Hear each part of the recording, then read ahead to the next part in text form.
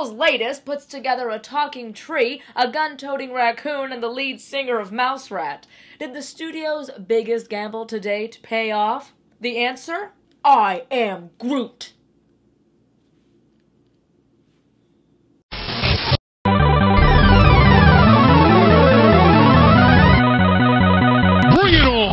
James Gunn's Guardians of the Galaxy has been met with so much hype and is easily the most ambitious Marvel picture to date. It may have seemed as though Marvel Studios' run of good luck was coming to an end. I mean, could an ensemble film without an A-list Marvel hero with such a sci-fi backdrop really put that many asses in seats? In short, it exceeds all preconceived expectations and hype. The film works on a multitude of levels. It's beautifully paced, wildly funny, showcases a gigantic assload of action, and who could forget them sweet tunes? I'm hooked on a feeling. However, despite its gigantic intergalactic scope, at its heart, it is a true earnest story about friendship. Basically, it's the buddy comedy to end all buddy comedies. I would have to say that this is the funniest Marvel movie to date, and that is saying something. Chris Pratt was made to play Peter Quill. He was every bit the irreverent and cocky self-proclaimed Star-Lord that the film deserved. He is a displaced man-child who has channeled his inner Han Solo and Indiana Jones into his childlike definition of what an outlaw is, only to realize his true place in the universe. Pratt has some of the most heartfelt scenes in the film, and he executes them just as well as the scenes where he has to flex his comedic chops. And his abs.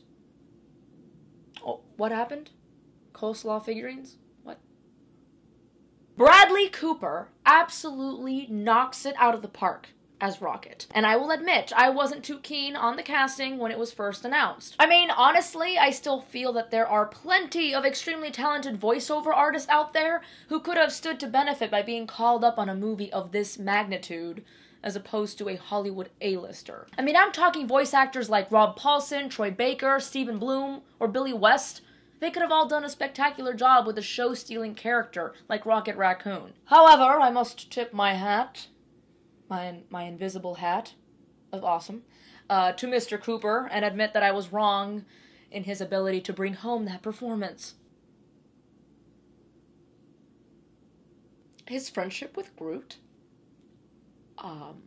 was probably one of the most heartwarming aspects of the film, and it may or may not have brought a tear or two to the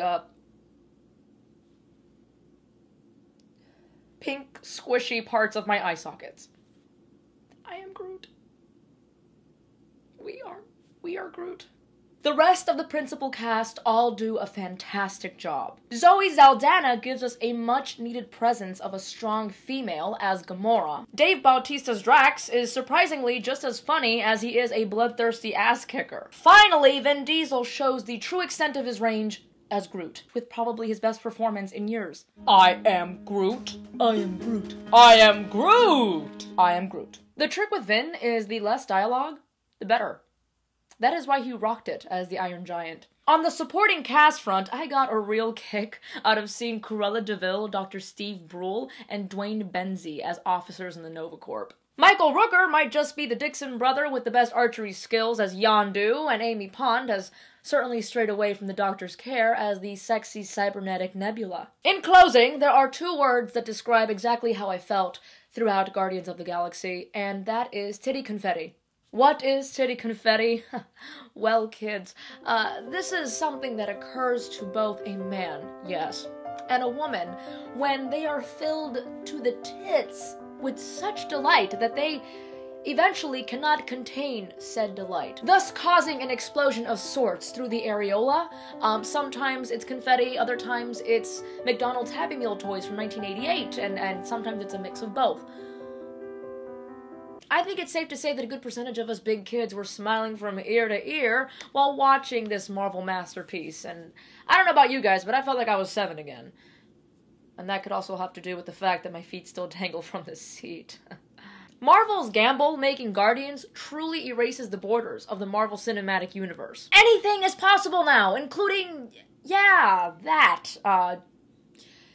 You just wait until the Marvel after credits scene.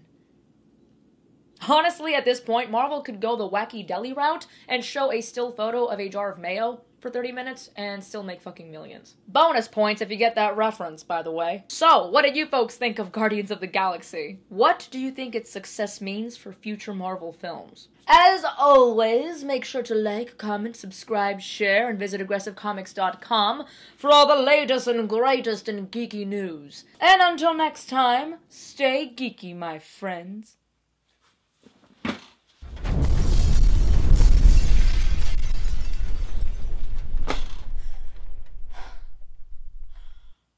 Okay. Wow, those,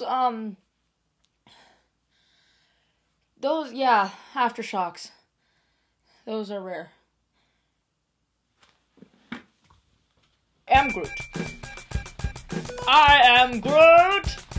I am Groot! I am Groot. I am Groot. Remember last episode when I talked about wanting a lemur for my birthday? You know, October 30th. Scratch that. I want a raccoon and a tree.